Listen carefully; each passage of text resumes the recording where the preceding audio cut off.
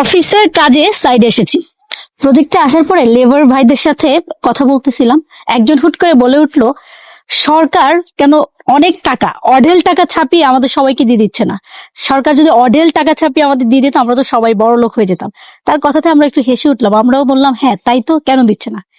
হয়তো বা কখনো কখনো আপনিও ভেবেছেন, ছোটবেলায় আমিও অনেক ভেবেছি যে সরকার কেন অনেক টাকা ছাপিয়ে সবাইকে দিয়ে দিচ্ছে না দেশের। তো এটা কেন দিচ্ছে না, উত্তরটা যদি আপনি জানেন তাহলে অবাক হবেন। ধরুন সরকার কালই কয়েক কোটি টাকা ছাপিয়ে সবাইকে দিয়ে দিল, আপনাকেও 1 কোটি দিল। আপনি সাথে সাথে একটা আইফোন কিনতে আইফোনের দোকানে চলে গেলেন। গিয়ে দেখলেন আপনার মতো আরো 1000 জন সিরিয়ালে দাঁড়িয়ে আছে আইফোন কেনার জন্য। তখন দোকানদার কি করবে?